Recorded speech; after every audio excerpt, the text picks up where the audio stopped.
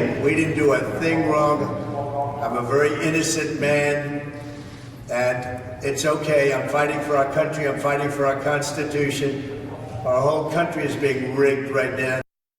Former President Donald Trump has been convicted in his New York criminal hush money trial. Hello and thanks for joining us live at 5 right now. I'm Trisha Keene. And I'm Abel Garcia. Right now we begin with Scripps News political correspondent Joe St. George from the courthouse. Former President Donald Trump has been convicted on 34 counts in the New York criminal hush money trial. This was a rigged, disgraceful trial. The real verdict is going to be November 5th by the people.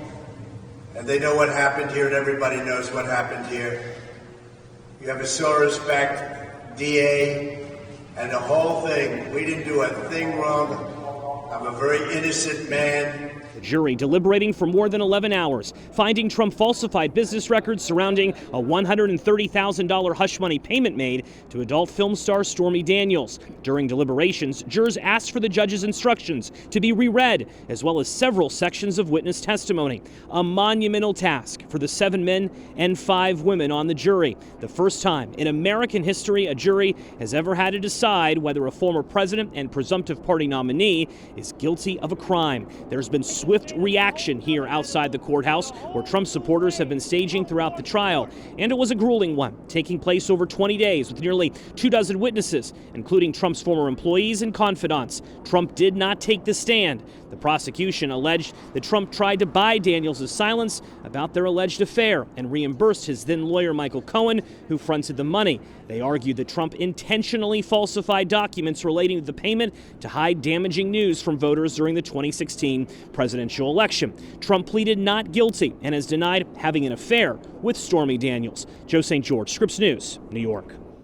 The Biden-Harris campaign responding, saying, quote, there is still only one way to keep Donald Trump out of the Oval Office, at the ballot box. Convicted felon or not, Trump will be the Republican nominee for president. And next, the sentencing will take place on July 11th. Trump could get probation or up to 4 years in prison. Now joining us in studio live is our senior political reporter, Steve Sebelius. And Steve, this is a historic case. Yeah, Abel, absolutely. This is definitely one for the books. For the first time in American history, one of the nominees for a major political party is going to run for office as a convicted felon. Republicans are having different reactions today. Some say there'll be a backlash. Others say they'll definitely be supporting Trump. I talked with former Nevada Republican Party Chairwoman Amy Tarkanian. She's in the latter group. Take a listen. Well, I don't think anyone should be celebrating. No one should be popping the champagne bottles, because in the end, once again, no matter if you felt that this was a fair trial or if it was a sham, this is something that I think has a black eye for our entire nation, for the entire world to witness, and it's not acceptable. And we may be seeing a bit of a backlash already. The state Republican Party put out a fundraising email immediately after the verdict, and the main Republican fundraising website reportedly crashed today under the weight of all those donations. And Steve, Donald Trump can still run for office even as a convicted felon. Isn't that right? Yeah, that's right. That's because the Constitution has only 3 requirements to run for president. You have to be at least 35 years old, natural-born citizen, and a resident of the United States for 14 years. In fact, Trump won't even be the first candidate. Back in 1920, the Socialist Party candidate, Eugene Debs, he ran for president from a prison cell. He got nearly 1 million votes. But Tricia and Joe, I'm betting that Donald Trump is going to top that. Absolutely. All right. Steve, thank you so much for your insight. Well, many here in our community are certainly reacting to Trump's criminal conviction today. Our Jaewon Jung spoke to several of them, and she joins us live now from the southwest part of the valley. And Jaewon, what are they telling you?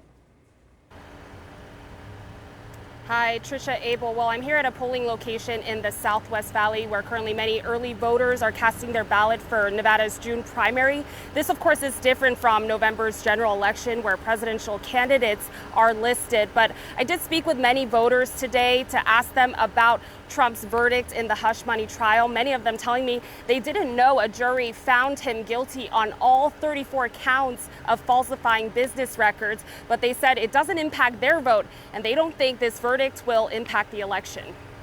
I'm just shocked that they actually followed through with it and prosecuted him, or going to prosecute him for all the things that he's committed. So I'm just still like, wow. I think it's just bogus. They're reaching. They're trying to discredit him just so that they get the votes.